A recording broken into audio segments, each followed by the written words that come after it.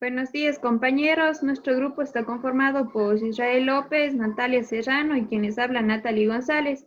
Y a continuación le vamos a presentar el caso clínico de nefrología.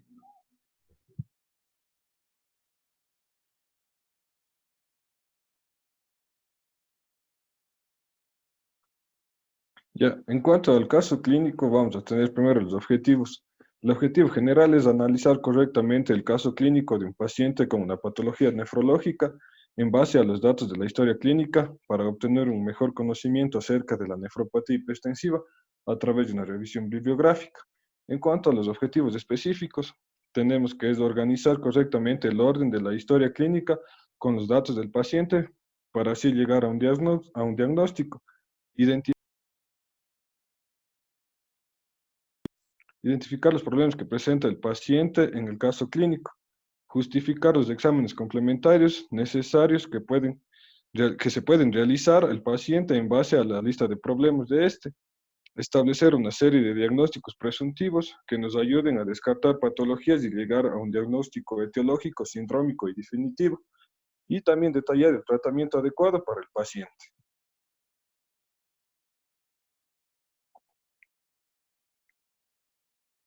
Ya en cuanto a la historia clínica en sí, vamos a tener los datos de filiación. En cuanto a los datos de filiación, tenemos el nombre, no se pone por motivo de confidencialidad. La edad y fecha de nacimiento, se trata de un paciente de 83 años. El estado civil, este es casado, procedencia naranjal, residencia la troncal, género masculino, instrucción secundaria, ocupación chofer, religión evangélico, el número de la historia clínica no se pone por confidencialidad, la fuente de información es indirecta y la fecha de ingreso es del 13 del 01 del 2020. En cuanto al motivo de consulta, tenemos que el paciente llega a la casa de salud con disnea y mal estado general. En la enfermedad actual, tenemos que familiar del paciente refiere que hace aproximadamente 24 horas antes del ingreso, el paciente presenta malestar general, astenia, hiporexia, el cuadro se suma dolor abdominal difuso de moderada intensidad, por lo que acude al hospital de la Troncal Darío Machuca, donde el cuadro empeora, presentando disnea de pequeños esfuerzos y mal estado general. Se realizan exámenes complementarios, dando como resultado una urea de 200 miligramos sobre decilitro, una creatinina de 11 miligramos sobre decilitro y un filtrado glomerular de 4 mililitros por minuto, motivo por el cual este paciente es transferido al Hospital Homero Castañer Crespo para tratamiento con un especialista. También tenemos que al momento del ingreso en el Hospital Homero Castañer Crespo, el paciente presenta mal estado general, ortopnea marcada, cianosis peribucal, por lo que se decide ingreso a servicio de clínica para exámenes posteriores. En los antecedentes patológicos personales, tenemos que el paciente presenta hipertensión arterial diagnosticada hace 2 años. Esta está tratada a base de enalapril 20 miligramos al día. También tiene antecedentes de insuficiencia renal crónica sin tratamiento, con varios meses atrás, con hospitalizaciones anteriores de repetición. Esto se podría decir que el paciente tiene las hospitalizaciones, ya que él no cumple con el tratamiento, no quiere ser sometido al tratamiento para la insuficiencia renal crónica. La última hospitalización de este paciente es hace 15 días. En antecedentes quirúrgicos, tenemos que el paciente presenta una cirugía de mandíbula hace 4 años. Antecedentes patológicos familiares, tiene madre con asma. En el examen físico tenemos los signos vitales, en el cual va a presentar una temperatura oral de 36.7 grados centígrados, una presión arterial de 140/100. Como se puede notar aquí, está mal controlada la presión, ya que un paciente ya hipertenso debe manejar presiones de 130/90, la frecuencia respiratoria de 32 por minuto, saturación de oxígeno de 85%, perdón, frecuencia cardíaca de 102 por minuto. En el examen físico tenemos que el paciente presenta una apariencia general mala, en la actitud del paciente es de decúbito dorsal pasivo, actitud psicomotora disminuida, presenta una piel fría, hipoelástica, la cabeza normocefálica, el cabello de implantación normal, no desprendible de atracción, ojos y pupilas isocóricas normorreactivas, La nariz presenta fosas nasales permeables. En la boca presenta cianosis peribucal, mucosas orales secas, lengua saburral y presencia de mascarilla. En los oídos, conducto auditivo externo permeable, cuello simétrico sin adenopatías palpables. En el tórax presentamos en la inspección, tenemos una expansibilidad y elasticidad disminuidas. También presenta un murmullo vesicular disminuido y los ruidos 1 y 2 son sincrónicos disminuidos en tono. En el abdomen, este paciente presenta blando, depresible, doloroso la palpación superficial y profunda, con ruidos hidroaéreos disminuidos. En la región lumbar tiene puño y percusión bilateral positiva, región inguinogenital sin alteraciones y no se evidencian adenopatías. En las extremidades tenemos simétricas, fuerza y tono disminuidos, llenado capilar disminuido. El examen neurológico, el paciente se encuentra vigil, orientado en tiempo, espacio y persona. En cuanto ya en el análisis del caso, vamos a proceder con lo que es la lista de problemas. Ya, la lista de problemas tenemos, el paciente presenta disnea, mal estado general, astenia, hiporexia, dolor abdominal, disnea de pequeños esfuerzos, la urea de 200, también presenta la creatinina de 11 miligramos por decilitro y un filtrado glomerular de 4 mililitros por minuto, optonea marcada, hipertensión arterial, insuficiencia renal crónica, taquipnea, taquicardia, actividad psicomotora disminuida, piel fría, hipoelástica. También presenta cianosis peribucal con mucosas orales secas, la lengua saburral, presencia de mascarilla. En el tórax presenta una elasticidad y expansibilidad a nivel torácico disminuido, murmullo vesicular disminuido, con ruidos 1 y 2 sincrónicos disminuidos en tono, dolor abdominal a la palpación superficial y profunda, ruidos hidroaéreos disminuidos, puño percusión positiva y las extremidades simétricas en fuerza y tonos disminuidos, y el llenado capilar disminuido. En cuanto ya, aquí en este paciente se procedió a realizar el cálculo de la tasa de filtración glomerular para verificar con la enfermedad actual.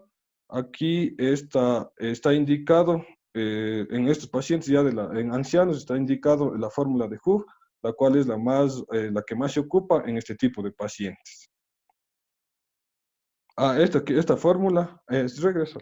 Esta fórmula nos indica que si obtenemos un valor positivo, nos indica ya que el paciente tiene enfermedad renal. Como podemos observar, el paciente tiene un resultado de 17.09.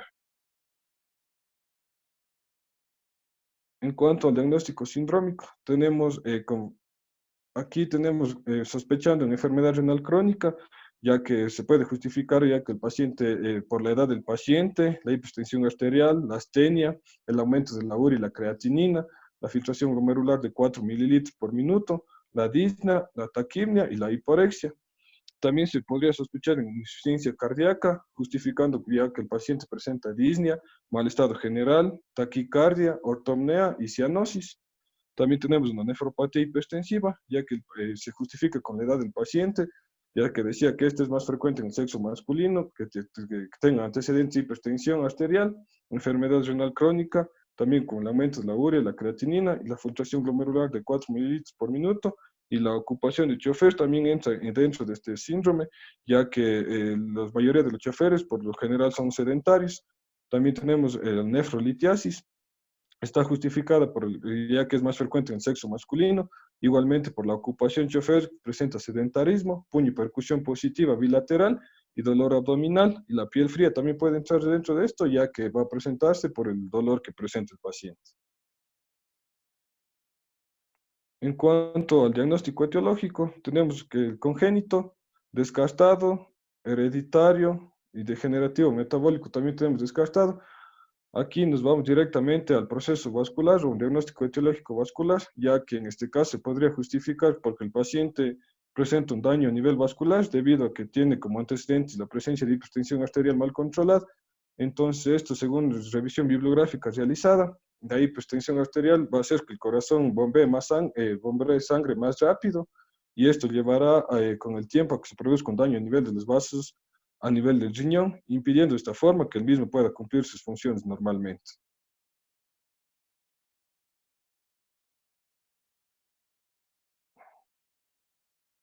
En cuanto a las pruebas complementarias que se podría realizar en este paciente, vamos a tener La biometría hemática, ya que los pacientes que presentan una enfermedad renal, que por lo general van a cursar con anemia, que ya que puede presentarse por varias causas, entre las principales vamos a tener una producción inadecuada de eritropoyetina, ya que esta es procesada en los riñones. La anemia generalmente en estos pacientes se presenta normocítica, normocrómica y sin ferropenia. También tenemos la química sanguínea que podría pedirse a este paciente ya para valorar los niveles de urea y creatinina que son indispensables para el pronóstico y el seguimiento en este paciente, ya que la urea, cuando hablamos de urea, decimos que este es el producto restante de la descomposición de las proteínas. Generalmente dice que en cuanto a la creatinina, esta nos permite valorar la funcionalidad de los riñones, por lo tanto es indispensable realizar en este paciente.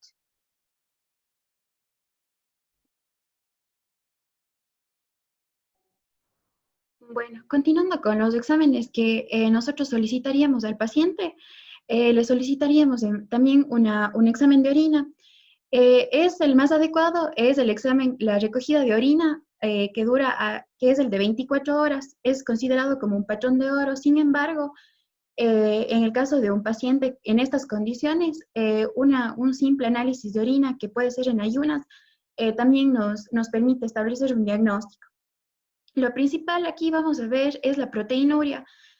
Como recordamos los antecedentes del paciente, tiene una hipertensión arterial y ya antecedentes de una enfermedad renal crónica, que la proteinuria es la que está muy asociada a esto. Una ecografía renal que es también muy importante porque nos permite ver cuál es el riñón que se encuentra con un tamaño disminuido o si es que existe la presencia de un parénquima delgado. También nos permitirá visualizar hidronefrosis, quistes, pero además la ecografía es de elección para visualizar litos renales. La biopsia renal, esta se realiza una punción renal con aguja. Aquí se va a realizar con la ayuda de una ecografía o laparoscopía. Esta nos sirve más para confirmar el diagnóstico y descartar otras patologías que pueden presentar una sintomatología similar y relacionar con los síntomas que tiene nuestro paciente. Y también nos permite establecer el grado de severidad que tiene el paciente. El electrocardiograma es un examen complementario también muy importante porque este nos permite registrar la actividad eléctrica del corazón. Un electrocardiograma normal no suele exceder los 30 segundos. Lo que nosotros podemos encontrar y por qué se le realiza a este paciente un electrocardiograma es porque tiene un antecedente de una hipertensión arterial y lo que se puede encontrar es una hipertrofia ventricular izquierda que está muy asociada a la aparición de una cardiopatía isquémica o la insuficiencia cardíaca que es muy común en los pacientes que son hipertensos. Aquí vamos a presentarles ahora los exámenes complementarios que le realizaron al paciente en la casa de salud donde fue ingresado. En primer lugar, le realizaron una biometría hemática, en donde podemos encontrar que hay una disminución tanto de glóbulos rojos, de hemoglobina y del hematócrito. Y hay un aumento en el caso de los neutrófilos y hablamos de una neutrofilia y también hablamos de una linfopenia. Esto está el caso de la neutrofilia y la linfopenia está muy asociado a que es un enfermo crónico y generalmente hay mucho riesgo de infecciones. En el caso aquí, lo más llamativo de esto es que el paciente tiene una anemia hipocrómica que se encuentra en estrecha relación con los pacientes que tienen ya un antecedente de enfermedad renal crónica. Esta es una manifestación muy importante y a la vez también es una complicación muy importante que de cierta manera está en relación, pero no nos demuestra la gravedad que puede esta tener. Esto solo nos da como resultado que hay una falla tanto endocrina y excretora del riñón. Además, la anemia en este caso sí está en estrecha relación con la hipertensión arterial que también tiene el paciente, aunque no se relaciona, como ya les había dicho, con la gravedad que tiene. En la química sanguínea, bueno, aquí como podemos ver los valores en rojo, la urea está elevada, la creatinina. Cuando hablamos de que estos dos valores están elevados, hablamos de que existe una uremia, que es algo netamente relacionado con que hay un daño renal. Se ha visto que incluso la aparición de la uremia está relacionado con la anemia. De acuerdo a la evidencia, se ha visto que cuando hay uremia, generalmente la hemoglobina del paciente va a estar de 5 a 10 gramos por decilitro y el hematócrito se va a encontrar entre el 17 y el 33%. Y si recordamos los valores anteriores de nuestro paciente, la hemoglobina de él era de 10 gramos y el hematócrito de un 30%, lo que está totalmente en relación de acuerdo a los estudios. Y estos son valores que nos indican netamente una enfermedad renal y sobre todo si le asociamos al cálculo que realizamos de la tasa de filtrado glomerular, estamos hablando de que ya se podría confirmar el diagnóstico de una enfermedad renal. También aquí hay el potasio, que está elevado, es decir, hay una hipercalemia. Esta también está relacionada estrechamente con la disminución en la función del riñón al calcular el filtrado glomerular, que tenía un filtrado glomerular de 4. Y es importante también corregir esto porque el principal órgano que se afecta es el corazón. Ya, luego tenemos la hemostasia y la serología, que son pruebas complementarias importantes en el paciente, pero aquí no se encuentra ningún tipo de alteración. Al realizar el examen de orina, como les había dicho, es importante aquí tener en cuenta la creatinina. La proteinuria. La proteinuria en estos pacientes es normal, es de 150 miligramos en la orina, pero como vemos aquí el paciente tiene 100 gramos por decilitro. Aquí esto guarda una estrecha relación con el valor del filtrado glomerular que tenía el paciente, que era de 4 miligramos por decilitro, por lo que el paciente tiene ya una proteinuria grave que se relaciona directamente con la enfermedad renal avanzada y con la hipertensión. Y ya al asociar los dos podemos hablar de una nefropatía hipertensiva. En los exámenes de imagen que le realizaron al paciente, en primer lugar le realizaron una radiografía de tórax. A este paciente se le realizó una radiografía de tórax porque él tiene un antecedente importante de hipertensión arterial crónica que, como ya habíamos manifestado, está maltratada. Podemos observar que en la radiografía existe una cardiomegalia, existe también una dilatación del botón aórtico y también existe los infiltrados bilaterales, sobre todo a nivel del lado derecho, en el tramo medio e inferior. Se le realiza también una ecografía renal. Como les había dicho, es muy importante también la ecografía renal porque nos permite establecer qué riñón está disminuido de tamaño o cuál es el que está bien o sobre todo la presencia de litos en el riñón.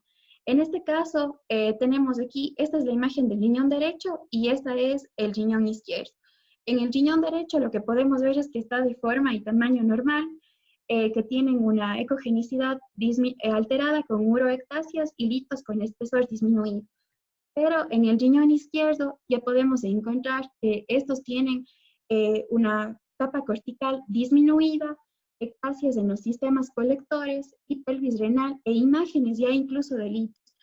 No se puede apreciar muy bien, pero aquí tenemos ya que se pueden ver sombras hipoecogénicas que son característicos de litos en los riñones.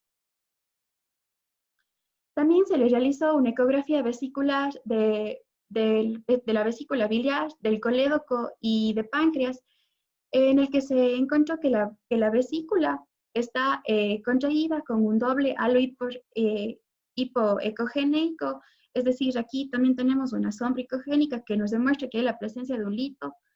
El colédoco está de 7.7 milímetros, no se observan imágenes intraluminales y el páncreas que se encuentra acá está todo normal. En el caso al realizarle, también se le realizó una ecografía de hígado y de vaso a este paciente.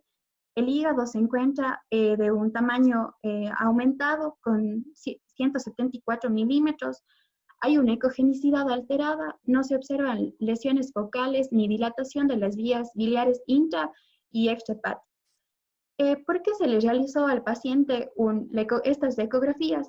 Porque además el paciente presentaba un dolor abdominal a la palpación tanto superficial y profunda, y además al como conocemos, este paciente es un paciente hipertenso y además, como ya se había mencionado, estos tienen factores de riesgo como el sedentarismo, la edad, además su profesión que era chofer. Por lo general, estos presentan un estilo de vida muy irresponsable y que no es el adecuado, e incluso no se cuidan en su dieta ni tienen una dieta equilibrada.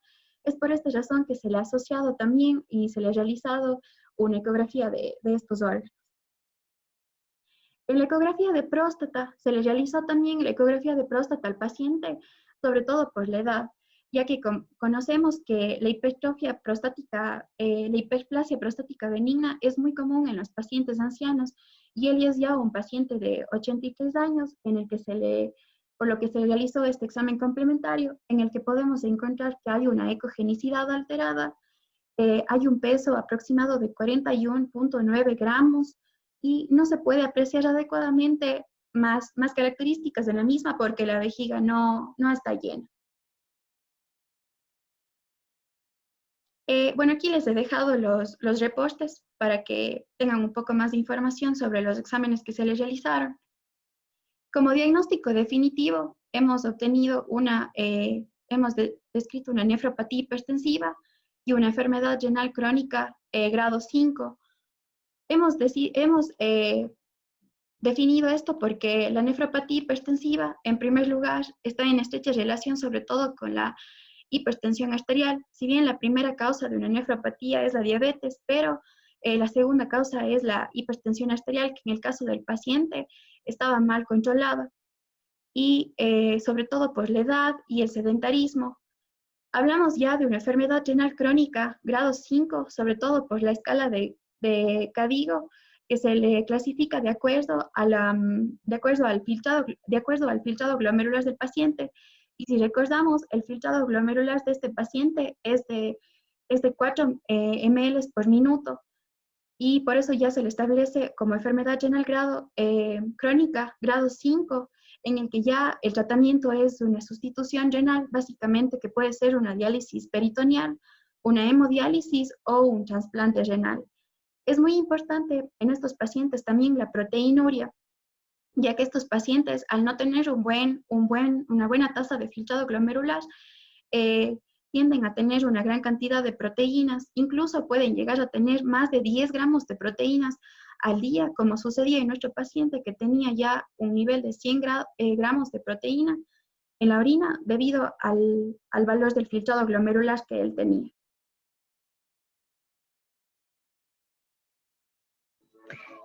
Ya. Buenos días, compañeros. En lo que compete al tratamiento, cámbiale, compañera. Ya. Decimos que no conocemos el tratamiento que se le ha brindado a este paciente en la casa de salud que fue hospitalizada. Sin embargo, en base a la revisión bibliográfica, podemos considerar algunas pautas para el tratamiento. Pasa. Ya. Decimos que un buen tratamiento óptimo en el caso de esta nefropatía es aquel que busca la reducción de la albuminuria para retardar la progresión de esta enfermedad renal crónica. Ya. Además, es muy importante mantener una presión arterial sistólica menor a 130 miligramos de mercurio y una presión diastólica menor a 80 miligramos de mercurio. Ya que se ha visto que mantener una presión arterial en estos niveles, esta va a reducir la lesión renal por un periodo de 5 años. Sin embargo, en este caso, el paciente tiene como valores una presión arterial de 140 sobre 100 miligramos de mercurio, por lo que los valores no son adecuados. Y a continuación vamos a analizar distintas bases para el tratamiento de este paciente. Ya. Vamos a tener primero una modificación en el estilo de vida. Decimos que el paciente debe reducir el sobrepeso y la obesidad, debe realizar ejercicio físico, la disminución de ingesta de sal, restringir completamente el consumo de alcohol y tabaco. Sin embargo, en el caso del paciente, ya habíamos hablado que la enfermedad renal crónica grado 5, por lo que en este caso, además de existir una nefropatía hipertensiva, también existe proteinuria. En este caso se deberá disminuir el consumo de proteínas y fósforo a 0.8 o 1.0 gramos sobre kilogramo de peso. Vamos a tener también a los antihipertensivos, que hemos visto en base a distintas fuentes bibliográficas. Se recomienda el uso de IECAS y arados, pues estos han sido los mejores nefroprotectores en el caso de pacientes con enfermedad renal crónica grado 4. Aunque es importante recordar que estos fármacos son ahorradores de potasio y natriuréticos. Los dos grupos de fármacos que ya mencionamos, estos tienen un mayor efecto antiproteinúrico y además brindan una disminución en la presión intraglomerular, brindan mayor permeabilidad independiente de los cambios en la hemodinámica glomerular y tiene un efecto antifibrótico que disminuye la progresión de esta enfermedad renal crónica. Pásale compañera.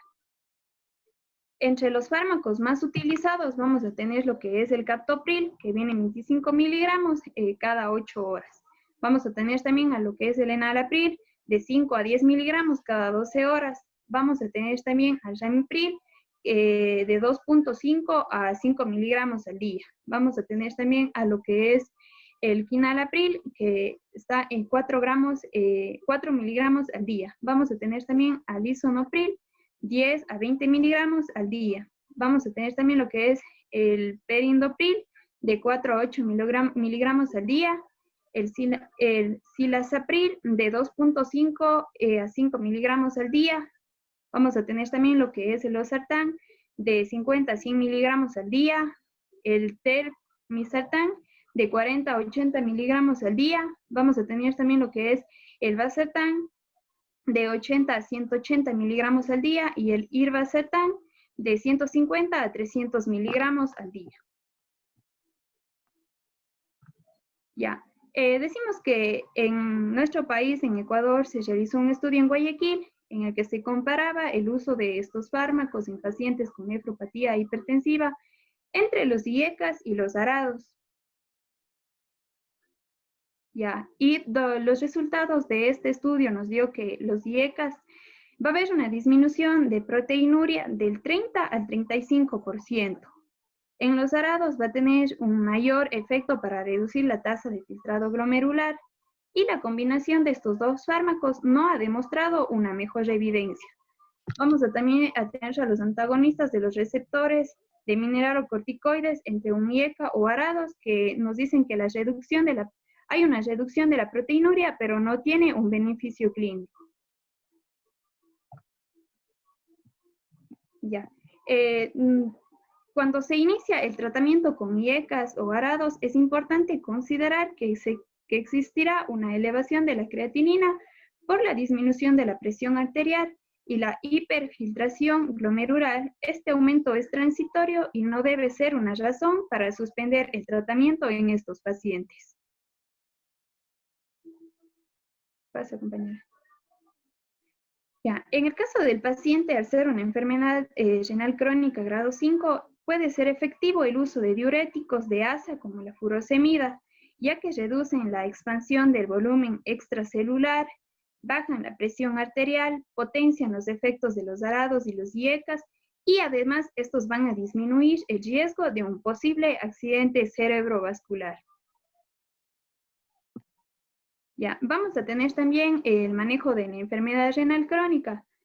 El paciente de 83 años de edad, que de nuestro caso clínico, que tiene como patología una enfermedad renal crónica grado 5, por lo que el tratamiento de la enfermedad renal crónica sería los sustitutivos renales, como son la hemodiálisis, la diálisis peritoneal y el trasplante renal, ya que se inician cuando el paciente tiene un filtrado glomerular medida por la creatinina, que es inferior a 10 o a 15 miligramos sobre mililitros en 24 horas, y cuando existen complicaciones que ponen en riesgo a la vida del paciente.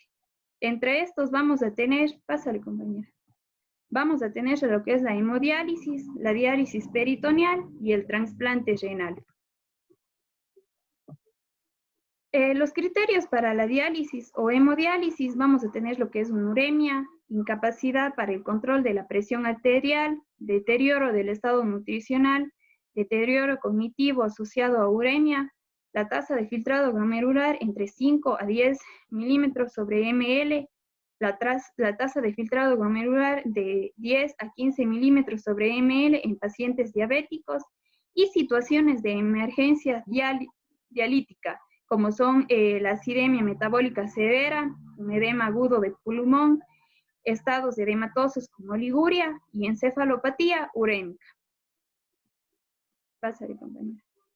En el caso del trasplante renal, vamos a tener ciertos criterios de exclusión, que son potenciales limitaciones al autocuidado y adherencia al tratamiento, infección crónica que no puede ser tratado antes del trasplante, vamos a tener lo que es el cáncer, una enfermedad cardíaca severa, corta expectatividad de vida, enfermedad vascular, la edad. Generalmente los adultos mayores presentan comorbilidades severas, la obesidad con un índice corporal mayor a 35, la enfermedad pulmonar crónica, la enfermedad inmunológica activa, la glomerulopatías, enfermedad hepática y la falla renal irreversible.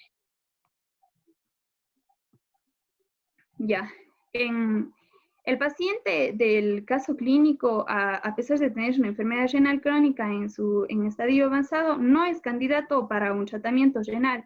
En primer lugar, la edad que era uno de los criterios de exclusión, la edad es avanzada, tiene 83 años de edad. Generalmente los trasplantes se hacen a pacientes jóvenes. Además, el paciente es incapaz de autocuidarse y sobre todo de adherirse al tratamiento. Otra contraindicación del paciente son los antecedentes de hipertensión arterial, por lo que el paciente no es candidato para un trasplante renal. Vamos a tener también lo que es cuál es el mejor tratamiento de nuestro paciente. Vamos a tener lo que es el trasplante renal, como ya habíamos mencionado, y también vamos a tener lo que es Nati, para un ratito.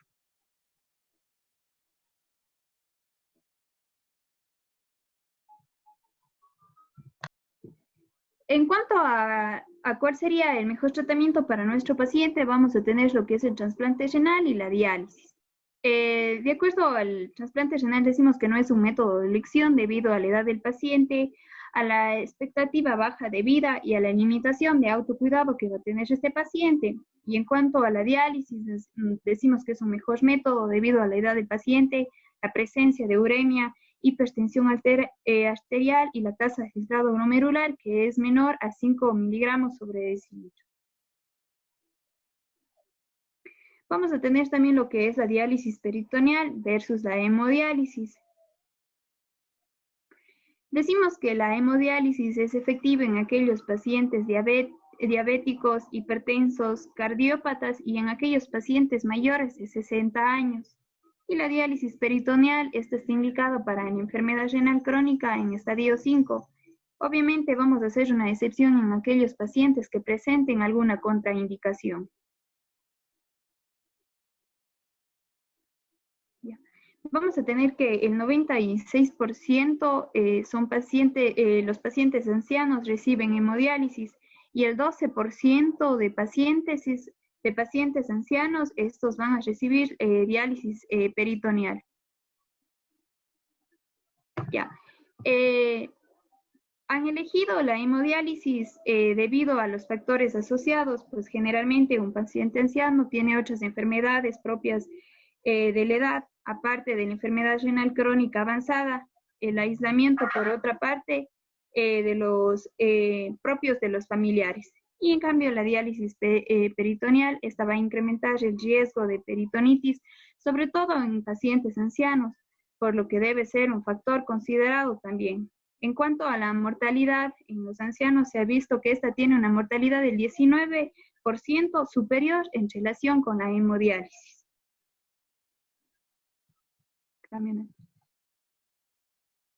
Y a las conclusiones que hemos llegado mis compañeros y mi persona son que al analizar la historia clínica del paciente se pudo llegar a una conclusión que el diagnóstico definitivo es una nefropatía hipertensiva.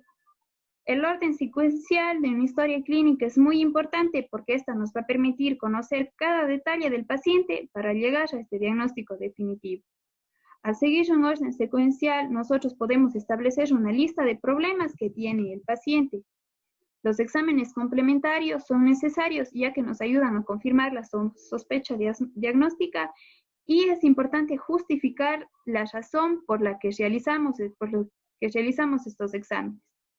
Los diagnósticos presuntivos nos van a ayudar a nosotros a comparar y a corroborar nuestras sospechas. No debemos olvidarnos también de establecer un diagnóstico